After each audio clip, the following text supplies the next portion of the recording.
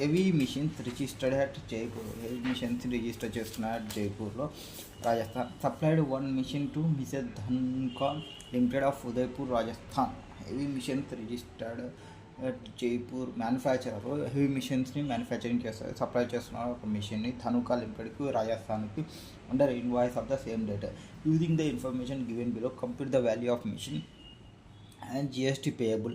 CGST, HGST or IGST has the case may be in cash for the month of February 2000 by Mrs. John T. India Limited with your puppet. So వాళ్ళు sale చేస్తున్నారు కాబట్టి sale of మిషనరీలో sale of machinery అంటే అక్కడ machine అంటే వాళ్ళకి గూడ్, అది sale of గూడ్స్కి ఎంత ఇన్వాయిస్ వాల్యూ చూపించాలి అనేది క్వశ్చన్. ఓకే, రిక్వైర్మెంట్ ఏముంది, రిక్వైర్మెంట్ చూద్దాం. ఆ రిక్వైర్మెంట్ ఇదేలే, ఇన్వాయిస్ వాల్యూ ఎంతనే చెప్పాలి. అది ఉందా rate CGST, HGST, IGST of the machine to be 9%, 9%, 18%. IGST అయితే 18%. First the base price of the machine exclusive taxes and duties. Base price మనం ఖచ్చితంగా తీసుకోవాల్సిందే. ఎందుకు ఈ బేస్ ప్రైజ్ మనకి స్టార్టింగ్ ప్రైస్ అనేది వాళ్ళు స్టార్ట్ చేసుకునేది. సో వాల్యూ ఆఫ్ సప్లైలో ట్రాన్సాక్షన్ వాల్యూలో యాక్చువల్ ప్రైస్ అనేది ఇంక్లూడ్ చేసుకోవాలి. నెక్స్ట్ ట్రేడ్ డిస్కౌంట్ ఈ allowed at 3% on the basic price and ఈ షోన్ ఇన్ ద ఇన్వాయిస్. అక్కడ exclusive of tax and duties అంటే ఎక్స్క్లూజివ్గా అంటే ఇంకా దాన్ని కన్సిడర్ చేయలే డిస్కౌంట్లని, కాబట్టి ఇప్పుడు కన్సిడర్ చేయండి. 85,500 ఏం చేయాలా, డిస్కౌంట్ని తీసేయాలా. Discount given before or at the time of supply if duly recorded in invoice దాన్ని డిడక్టబుల్ చేసుకోవాలి. నెక్స్ట్ 15(3) ప్రకారం, అది 15(3)A ప్రకారం డిస్కౌంట్స్ ఏమైనా ఉన్నా తీసేయాలి అని చెప్పేది 15(3)A చెప్తుంది. 15(3) ప్రకారంగా ట్రాన్సాక్షన్ వాల్యూలో యాక్చువల్ ప్రైస్ అనేది తీసుకోవాలి. Next discount for prompt payment recorded in the invoice. ఇన్వాయిస్లో రికార్డ్ చేసినామంటే ప్రతి ఒక్క డిస్కౌంట్ తీసుకోవాలని చెప్పేది 15(3)A. And secondary packing and iron sheet charges for shape transactions of the machine on the request of buyers. So buyers request చేయడం వల్ల నువ్వు ప్యాకింగ్ది చేస్తున్నావు. సో ఆ సెకండరీ ప్యాకేజెస్ ఏమవుతుంది, వాళ్ళు దాన్ని కూడా అమౌంట్ని ఇన్క్లూడ్ చేసుకోవాలి. First freight charges for delivery of the machine. Freight pay చేస్తున్నావు, ఫ్రైట్ని arrangement. So whatever transportation expenditure pay చేస్తున్నావో ఎవరు సప్లయర్ పే చేస్తున్నారు కాబట్టి సెక్షన్ 15(2)C ప్రకారంగా నువ్వు యాడ్ చేసుకోవాల్సిందే. Next secondary packages charges for safe transportation. So packing charges, ఇన్సిడెన్షియల్ expenses ఏవే ఉన్నా లైక్ ప్యాకింగ్ ఛార్జెస్ చార్జ్ చేస్తున్నావు సప్లయర్కి, అవి 15(2)C ప్రకారంగా. ఇన్సిడెన్షియల్ ఛార్జెస్ అంటే ఫ్రైట్ కావచ్చు, ప్యాకింగ్ ఛార్జెస్ కావచ్చు, డిజైనింగ్ ఛార్జెస్ కావచ్చు, whatever it may be charges. ఈ ఛార్జెస్ అన్నీ నువ్వు యాడ్ చేసేయాలి. సో సెకండరీ ప్యాకింగ్ ఛార్జెస్ని యాడ్ చేసేయండి. డిజైన్ అండ్ ఇంజనీరింగ్ ఛార్జెస్, ఇది కూడా ఛార్జెస్ సెకండరీ ఛార్జెస్ ఇంక్లూడ్ చేసుకోండి. Tax levied by municipal authority on the sale of the machine. 15(2)A అని చెప్తా అంటే ఎక్స్క్లూడ్ చేయండి ట్యాక్సెస్, GST అన్ని ట్యాక్సెస్ని ఇంక్లూడ్ చేయమని చెప్తుంది 15(2)A. So tax other than those levied and GSTలా ఇది ఇంక్లూడబుల్ చేసుకోవాల్సిందే. Next, subsidy received by the supplier from state government to encourage manufacture of the machine adjusted in the above price. So subsidy receive చేసుకున్నామంటే ఎవరి నుంచి subsidy receive చేసుకున్నాం, ఇక్కడ government నుంచి include చేస్తున్నాం కాబట్టి the value of supply include subsidy direct link to the price. So excluding subsidies provided by the state government and central government. So excluding చేసేసుకోవాలి వాటికి సంబంధించి డైరెక్ట్లీ లింక్ టు ప్రైస్ ఉన్న వాటికి. ఆల్రెడీ వాళ్ళు adjust చేసేసిన అన్నారు కాబట్టి మనం ఏం చేయాల్సిన అవసరం లేదు. సెక్షన్ 15(2)E డిస్కౌంట్ చేస్తుంది ఈ సబ్సిడీస్కి సంబంధించి. Pre delivery inspection charges paid to and independent agency in terms of agreement for supply. The amount was paid by Mrs. Dhanuka Limited. Delivery inspection చేసి బయటికి పంపించాలి. సో సెక్షన్ 15(2)B ఇస్తుంది. So ఏమైనా inspection charges collect చేసుకుంటే వాటన్నిటిని తీసుకోవాలి. And ఈ amount supplier liable to pay ఉన్నటువన్నీ ఈవెన్తో రెసిపియంట్ ఇంకర్ అయినప్పటికీ వాటిని కూడా ఇంక్లూడ్ చేసుకోవాలి. సో 22,000 ఇంక్లూడ్ చేసేయండి. Next interest paid by Dhanuka for delay in payment of the machine. So payment machine late కావడం వల్ల అమౌంట్ ఇచ్చిన అంటే దీనిలో కూడా GST ఉన్నట్లే, దీనిలోనే ఉన్నట్లు మళ్ళీ సపరేట్గా దీన్ని ఇంకా GST పే చేయమంటే పే చేయరు కాబట్టి 15(2)D ప్రకారంగా D ప్రకారం దీనిలో ఇంక్లూడ్ అయి ఉంటుంది. సో 12,000 ఇంటూ 18% కాబట్టి 100/118 చేస్తే మీకు ఇన్వాయిస్ వాల్యూ అనే వాల్యూ వస్తుంది, taxable value. So value include అయింది కాబట్టి ఇంట్రెస్ట్ లేట్ ఫీకి సంబంధించి. నెక్స్ట్ ఇన్వర్స్ సప్లైస్కి సంబంధించిన ఓకే, ఇది వరకు క్లియర్ అయిపోయింది. Inverse related IGST paid on food items for consumption by employees working in the factory. Food ఐటమ్స్కి సంబంధించి ఇది ఫస్ట్ది. So ITC relating to food beverages ఇట్లాంటివన్నిటికీ డిసాల్వ్డ్ అయిపోతాయి, ఎందుకంటే అది బ్లాక్అవుట్ క్రెడిట్ కిందకి వస్తుంది కాబట్టి. సో డిసాల్వ్డ్ అంటే ద సేమ్ మనం అవుట్వర్డ్ సప్లై కోసం, అంటే మనం ఫుడ్ వాళ్ళు ఉన్నాం అనుకోండి, మనం మళ్ళీ ఫుడ్ వాళ్ళకి సంబంధించి పేమెంట్ చేస్తున్నప్పుడు మాత్రమే అది నీకు వస్తుంది. ఇప్పుడు అది కాదు కాబట్టి మనం ఎంప్లాయీస్కి ఇస్తున్నాం కాబట్టి 8,000 అనేది బ్లాక్డ్ క్రెడిట్లోకి వెళ్ళిపోయి రాదు, 17,500 కింద బ్లాక్డ్ క్రెడిట్లోకి వెళ్ళిపోతుంది. SGST CGST 15,000 each paid on electric transformers use in the manufacturing process. మామూలుగా ఎలక్ట్రికల్ ట్రాన్స్ఫార్మర్స్ అంటే ఏమి ఇమూవబుల్, బట్ ఇవి ప్లాంట్ అండ్ మిషనరీలోకి వచ్చేస్తాయి కాబట్టి దీనికి సంబంధించిన ఐటీసీని నువ్వు క్లెయిమ్ చేయొచ్చు. సో 30,000 ఐటీసీ అంటే సిజిఎస్టీ హెచ్జిఎస్టీ 15,000 అన్నారు కాబట్టి 15,000 తీసుకోండి. సో మనకు ట్యాక్సబుల్ వాల్యూ వచ్చేసింది. అండ్ దానిపైన 9% వేసేసుకోండి, దానికి 15,000 ఐటీసీ తీసేయండి. Next mister Jonty limited offer 2% turnover discount on the list price. The discount was not known at the time of supply.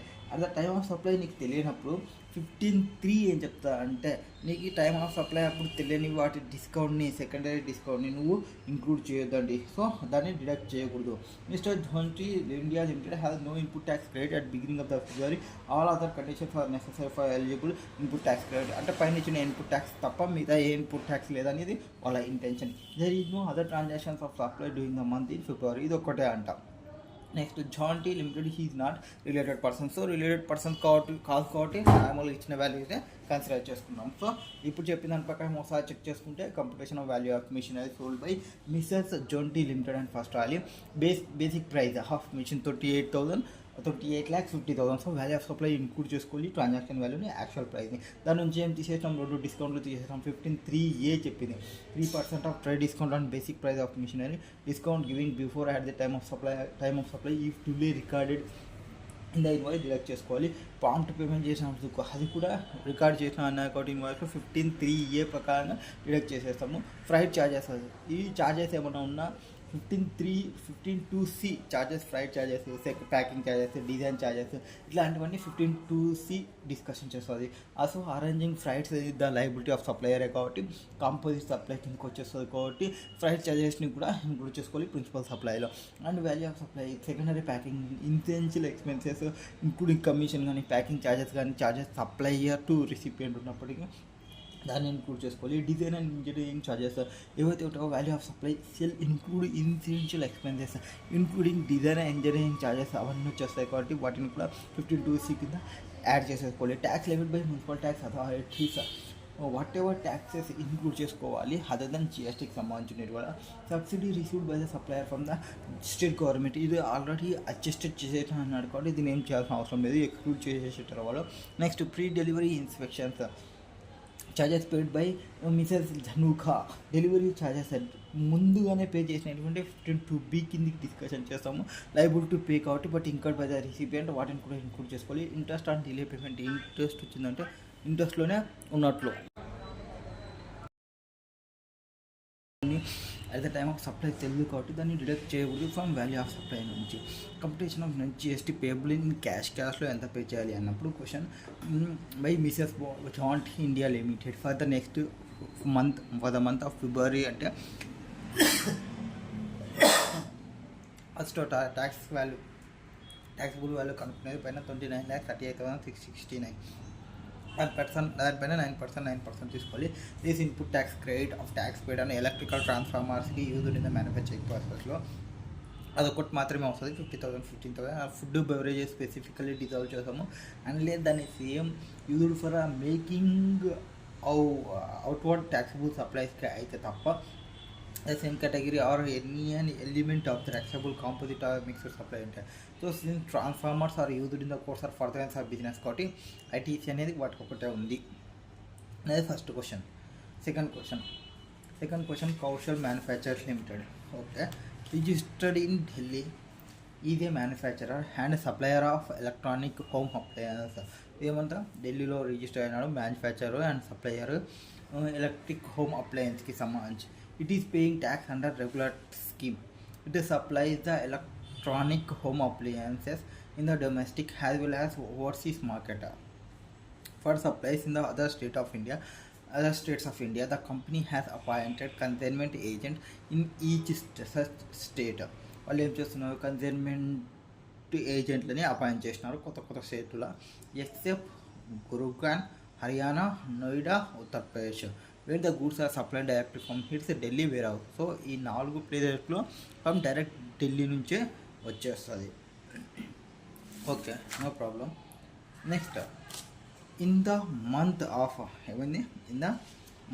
Of January, consignment of electronic home appliance were sent to Cardinal Electric Private Limited and Rostal Techno, agent of Kaushal Manufacturers Limited in Punjab and Madhya Pradesh respectively. ఇక్కడ ఏమైంది, వీళ్ళు agents అన్నప్పుడు వాళ్ళ యొక్క rate అనేది discussion చేసేది rule 29 discussion చేస్తుంది. ఎప్పుడైతే ప్రిన్సిపల్ ఏజెంట్ ఉన్నారో రూల్ 29 ప్రకారంగా మనం వాల్యుయేషన్ అనేది కనుక్కుంటాము. ఇప్పుడు ఏమైంది, appliances under their invoice to the store located in their respective states are for 40 lakhs 70 lakhs. So వాళ్ళకి ఏమి ఇచ్చినారు, 40 lakhs 70 lakhs వేసినారు ఇన్వాయిస్. మామూలుగా ఫస్ట్ మనం ఏం చేసుకోవాలి, ఓపెన్ మార్కెట్ ప్రైస్ ఏమైనా ఉందా చెక్ చేసుకోవాలి. ఓపెన్ మార్కెట్ వాల్యూ ఏమైనా ఉందా. మన క్వశ్చన్లోనే చెప్పినారు, open market value of such appliance is not available అనేది.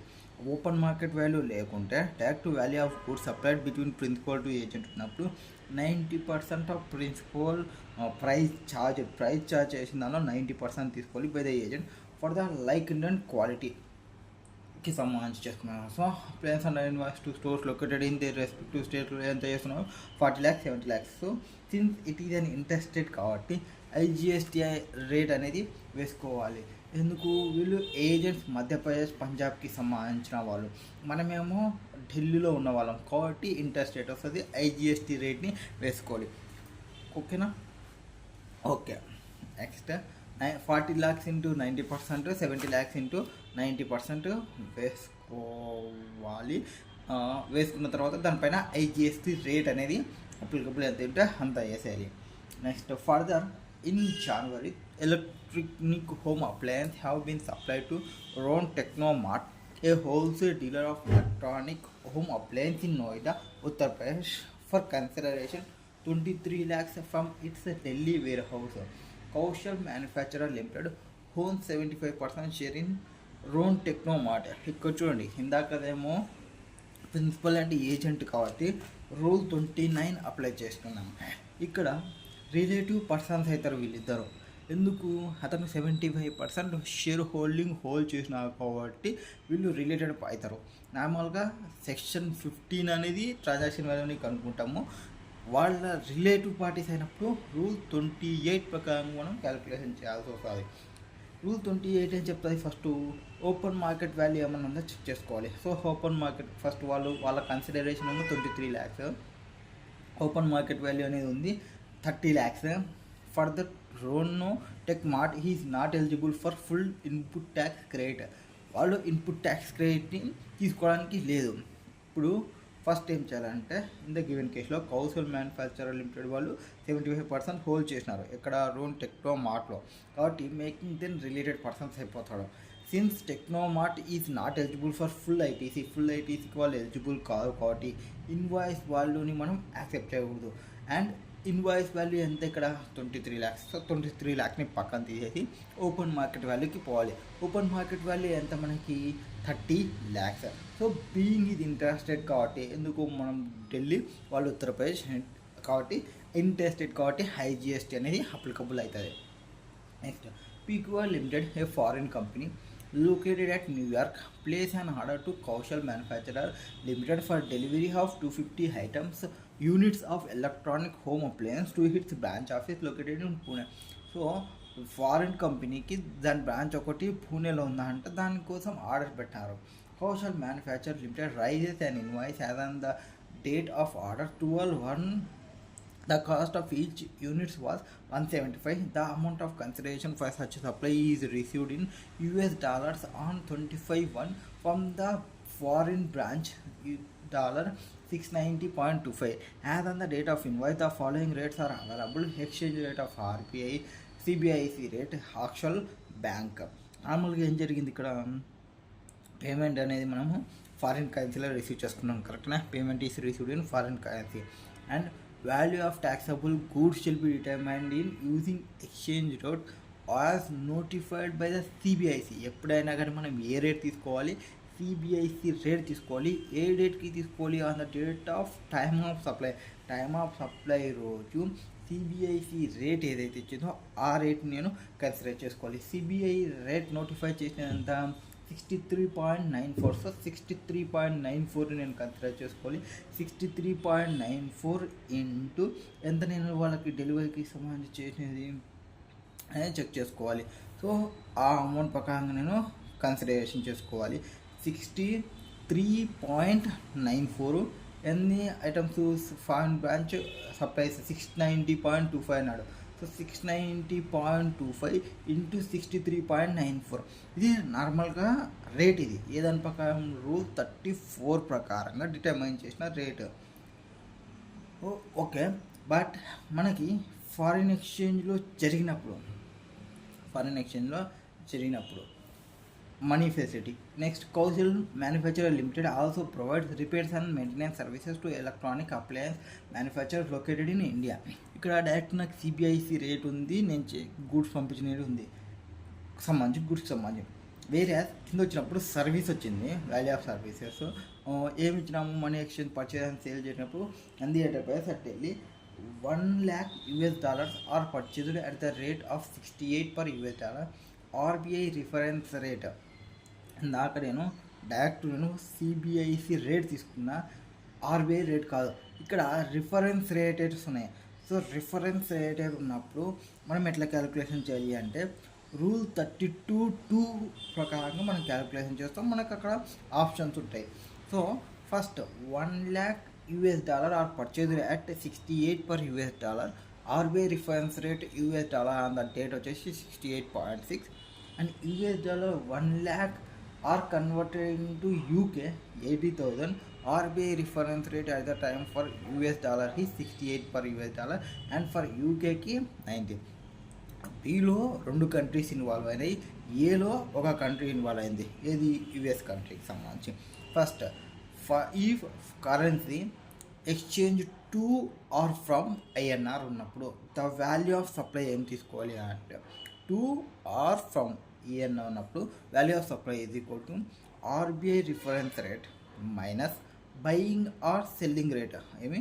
RBI reference rate. RBI reference rate ఎంత మనకి 68.6 minus buying or selling rate 68.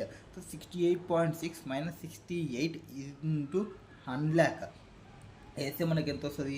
60,000 వస్తుంది. Further if neither currency in INR, ఏమి కరెన్సీ అనేది INRలో లేకున్నప్పుడు value 1% of lesser of 2 foreign currency amount converted into and 2 foreign currencies ఉన్నప్పుడు దానిలో లోయర్ తీసుకొని దానిపైన 1% తీసుకోవాలి కన్వర్షన్కి సంబంధించి. సో కేసులో ఏమవుతుంది?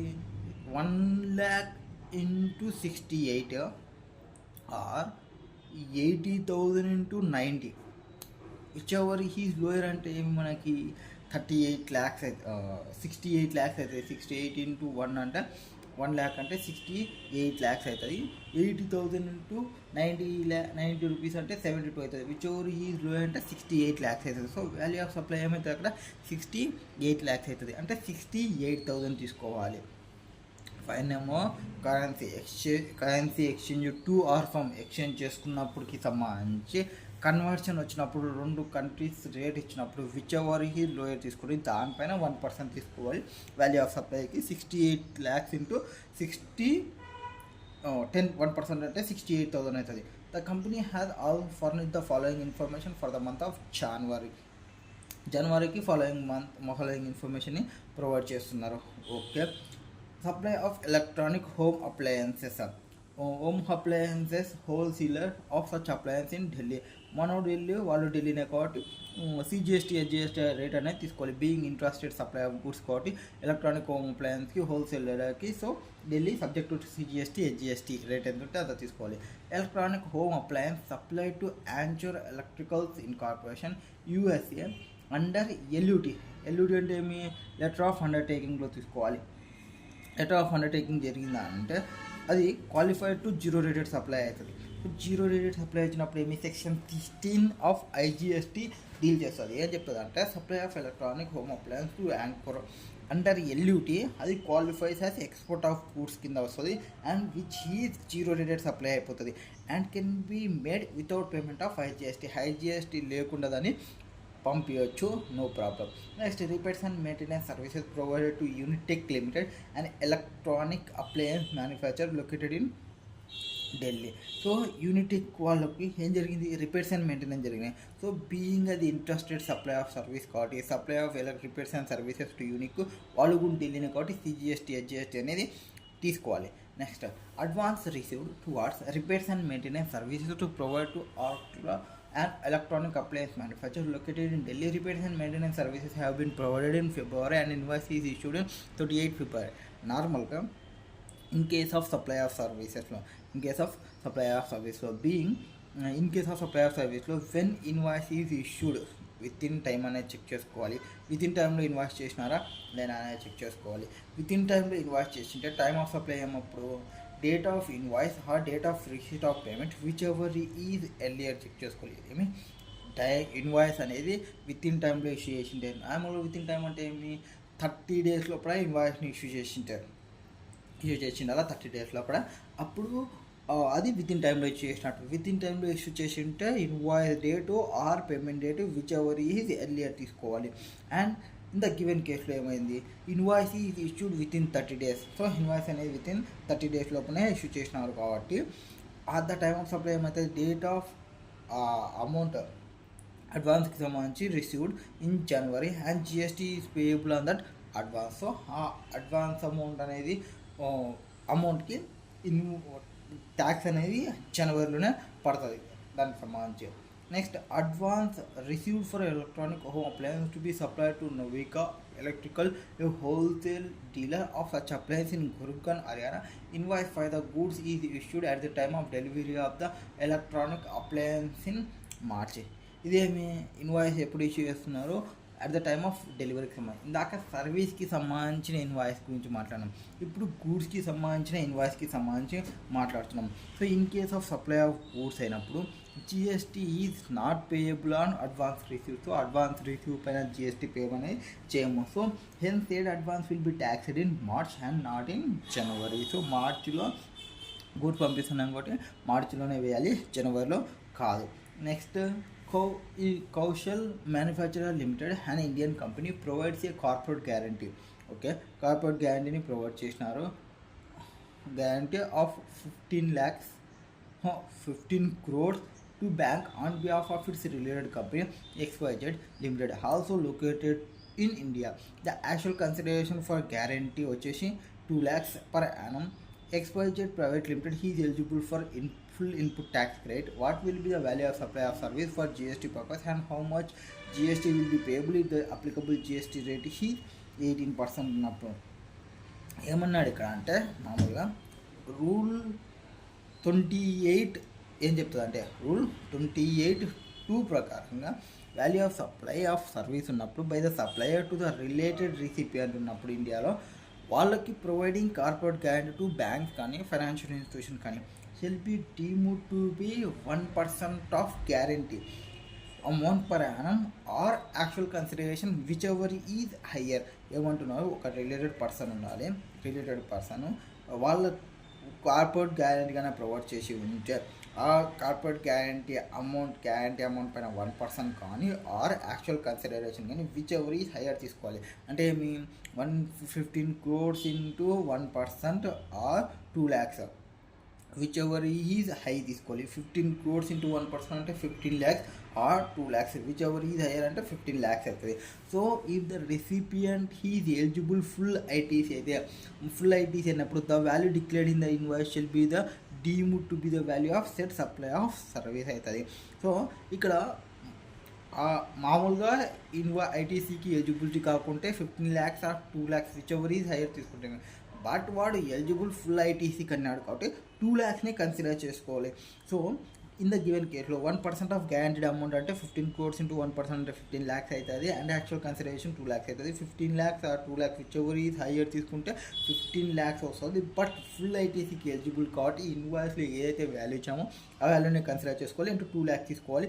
2 lakhs ఇంటూ జిఎస్టీ రేట్ ఎంత ఉంటే అంతా ప్రొవైడ్ చేయాలి. Next you are required to determine the gross liability, gross GST liability, CGST, SGST and IGST of Kaushal manufacture limited for the month of January. Also determine the value of supply of service providing corporate guarantee by Kaushal manufacture. Corporate గ్యారంటీకి అయితే direct చెప్పేయచ్చు మనం 2 lakhs into 18% 36,000 అవుతుంది.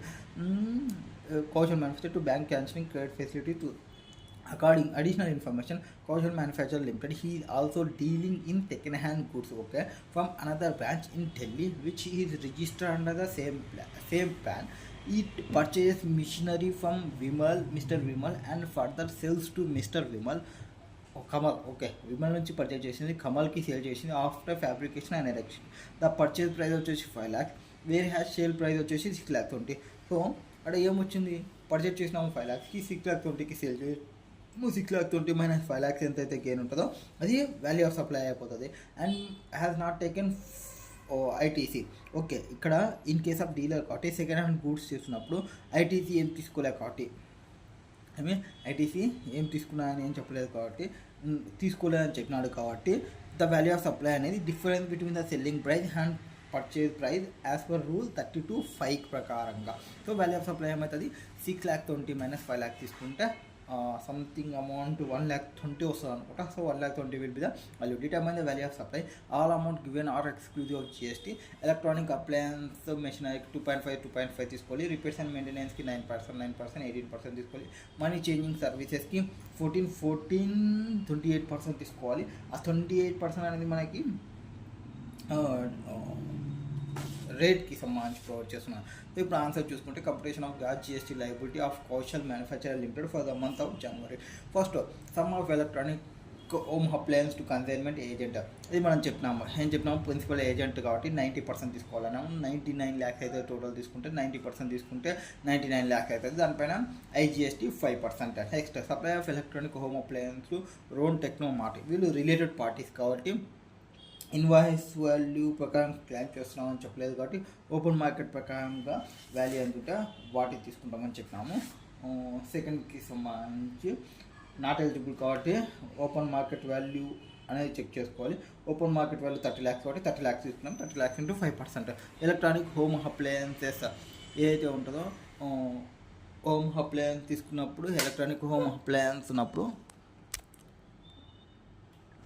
Just second home appliance ఉన్నప్పుడు రోన్ technique Noida ఉత్తరప్రదేశ్కి సంబంధించి ఇది ఏమి వాళ్ళు రోన్ techno mart వాళ్ళకి సంబంధించి ఫారిన్ కరెన్సీలో ట్రాన్సాక్షన్ జరిగింది. ఈ రోనో అంటే పూణే బ్రాంచ్. ఇప్పుడు రోనో అంటే రిలేటెడ్ పార్టీ, పూణే బ్రాంచ్ కంటే వాళ్ళ బ్రాంచ్కి సంబంధించి అప్పుడు కూడా మనం ఏం చెప్పినాము 690 into CBIC రేట్ ఏదైతే ఇచ్చినామో దాన్ని తీసుకోమని చెప్పినాము. Next supply of services in relation to purchase or sale of foreign currency including money changing. So money చేంజింగ్కి సంబంధించి జరిగినప్పుడు ఫారిన్ కరెన్సీని కొన్నప్పుడు ఫస్ట్ వచ్చేసి 1 lakh అంటే డిఫరెన్స్ చూసుకోవాలి. 68 minus 68.6 minus 60 అంటే ఇంటూ 1 lakh వేయాలి ఆర్ 68,000 చూసుకోవాలి. వాటి ప్రకారం చెక్ చేసుకొని ఎంతైతే అమౌంట్ వస్తుందో 68,000 60,000 కరెన్సీకి సంబంధించి చెక్ చేసుకున్నప్పుడు దానిపైన అమౌంట్ వేయాలి. 60,000 plus 68,000 రెండు ఫారిన్ కరెన్సీ కన్వర్షన్కి సంబంధించినవి కాబట్టి 1,28,000 అవుతుంది. దీనికి రేటు 28% ఉన్నారు కాబట్టి 14%. Next supply of electronic home appliance to wholesale dealer of such appliance న్యూఢిల్లీకి సంబంధించి ఢిల్లీలో చేసినవి హోల్సేలర్కి పంపించినవి నార్మల్ డైరెక్ట్ సిజిఎస్టీ హెచ్జిఎస్టీనే వేసుకోవాలి, అందులో ఏం పెద్ద లేదు. రిపేర్స్ అండ్ సర్వీసెస్, ఇది సర్వీసెస్కి సంబంధించి కాబట్టి 18% తీసుకోవాలని చెప్పినాము. అడ్వాన్స్ రిసీవ్డ్ సర్వీస్కి సంబంధించినది కాబట్టి తీసుకుంటాము. అడ్వాన్స్ రిసీవ్డ్ రిలేటింగ్ టు గూడ్స్కి సంబంధించి తీసుకోము. బయింగ్ అండ్ సెల్లింగ్ అది ఐటీసీ తీసుకోలేదు కాబట్టి డైరెక్ట్ నెట్ అమౌంట్ అని చెప్పినాము. 1,20,000 into 5% అంటే 2.5. సో టోటల్ జిఎస్టీ లైబిలిటీ వచ్చేసి 3,30,000, 2,135, 6,47 IGST, 3,69 CGST, 3,69 SGST. Next question number third one. Fortune 365 an online money gaming ఏమంట online money gaming platform operating from UAE. Online money gaming వాళ్ళు ఎక్కడి నుంచి operate చేస్తున్నారు? From UAE నుంచి operate చేస్తున్నారు. It provides its users a platform to play and win money in different games that are available on its portal. దాని పోర్టల్లో అది different games ఉన్నాయి. ఆ డిఫరెంట్ గేమ్స్ వాళ్ళు ఆడొచ్చు, కస్టమర్లు విన్ కావచ్చు దాని నుంచి. Next, in the month of October player A and unregistered person located in India deposited an amount of 10,000. దానిలో 10,000ని డిపాజిట్ చేసినాడు inclusive of GST. So first initial deposit ఎంత 10,000 in the master wallet available on the portal of Fortune 365. Subsequently following transaction for taken by the player A in the said month. So తర్వాత ఏం జరిగినాయని చెప్తున్నాడు. మామూలుగా legal provisions ఏం చెప్తారంటే valuation వచ్చేసి rule 31B ప్రకారంగా మనం చేస్తాము. అందులో ఏం చెప్తారు? Value of online money gaming is the total amount paid or deposited by on behalf of the player including virtual digital asset కలుపుకోవాలి. అంటే also for betting value of supply వచ్చేసి 100% of face value of the bet ఎంత ఉంటుందో rule 31A ప్రకారంగా దాని ప్రకారం మనం calculation చేస్తాం. రూల్ 31B వచ్చేసి whatever the total amount paid deposited by on behalf of the player వచ్చేస్తే వాల్యూ ఆఫ్ ఆన్లైన్ మనీకి. రూల్ 31A ప్రకారంగా ఫర్ బెట్టింగ్కి వాల్యూ ఆఫ్ సప్లై వచ్చేసి 100% ఆఫ్ ఫేస్ వాల్యూ, బెట్టింగ్కి 100% ఆఫ్ ఫేస్ వాల్యూ తీసుకోవాలి. ఆ డిజిటల్ మా ఆన్లైన్ మనీ గేమింగ్కి ఎంత డిపాజిట్ చేసినాము, ఎంత పే చేసినాము, ఆన్ బిహాఫ్ ఆఫ్ ప్లేయర్ నుంచి ప్లేయర్కి సంబంధించి ఎవరైనా అమౌంట్ వేసినా దాని గురించి కన్సిడర్ చేసుకుంటాము. ఓకే, ప్లేయర్ ఏ ఫస్ట్ 10,000 తీసుకున్నారు కదా, 10,000 యాడ్ చేసేసుకోండి.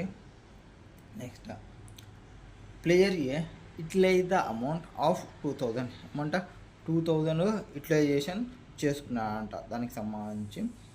ఓకే, 2,000 యూటిలైజ్ చేసుకున్నాడు. ఇప్పుడు ఫస్ట్ అమౌంట్ ఎంత డిపాజిట్ చేసినా ఆయన 10,000. 10,000లో జిఎస్టీ అమౌంట్ కూడా ఉంది కాబట్టి 10,000లో ఇన్క్లూడ్ ఆఫ్ జిఎస్టీ కాబట్టి ఈ సర్వీస్ 28% ఉంటుంది కాబట్టి 10,000 into 28 100/128 చేసుకుంటే మీకు నెట్ అమౌంట్ గ్రాస్ అమౌంట్ వచ్చేస్తుంది. సో దాని నుంచి జిఎస్టీ అమౌంట్ తీసేయండి. సో 2,188 వస్తుంది. సో 10,000 నుంచి 2,188 తీసేయండి. తర్వాత ఆయన ఒక మాస్టర్ వ్యాలెట్కి మళ్ళీ ఒక 2,000 చేసిన towards playing virtual racing game on the portal. So utilize the amount 2,000 utilize చేసుకున్నాడు. సో యూటిలైజ్ చేసుకున్నాడు కాబట్టి తీసేయండి, పేమెంట్ చేసేసినారు. సో 10,000లో జిఎస్టీ అమౌంట్ పక్క పోతుంది, మైనస్ 2,000 అమౌంట్ పక్క పోతుంది. And winning amount 10,000 was created by to the master wallet of a 10,000 add అయింది. సో ప్లస్ 10,000 చేయండి విన్నింగ్ని. Next, on another portal operated by Fortune 365 in the name of bet 180. Player A placed a bet of face value. ఇది bet అంటే bet rule 31A ప్రకారంగా వెళ్ళిపోతాం బెట్టింగ్కి సంబంధించినప్పుడు. So 11,000 అంట. So 11,000 ఏమవుతుంది? 100% of face value తీసుకోవాలి. So face value 11,000 అనుకోండి, direct 11,000 తీసేసుకోండి. International wrestling match the amount of such bet was paid by the master wallet of a player A. However, he lost the bet and hence the bet amount of 11,000 with applicable taxes were transferred from the అది transfer అయింది, అవన్నీ సంబంధం లేదు. So first 11,000 amount తీసేయండి, ఎందుకు ఆ amount play చేసుకున్నాడు కాబట్టి. నెక్స్ట్, దానిలో ఏమైనా జిఎస్టీ ఉంటుందా 11,000 మీద? ఎస్, 11,000 పైన జిఎస్టీ ఉంటుంది కాబట్టి ఇంటూ ఎంత అమౌంట్ 28% వేసేసేయండి. ఓకే, నెక్స్ట్ తీసేసిన తర్వాత player a transfer the balance amount from master wallet to his bank account after the aforesaid transactions. అది సో మొత్తం ఇప్పుడు ట్యాక్స్ ఏమేమి వస్తుంది అంటే ఫస్ట్ నేను ఇనీషియల్గా డిపాజిట్ చేసిన 10,000 మీద ట్యాక్స్ వస్తుంది ఫస్ట్ కేసు.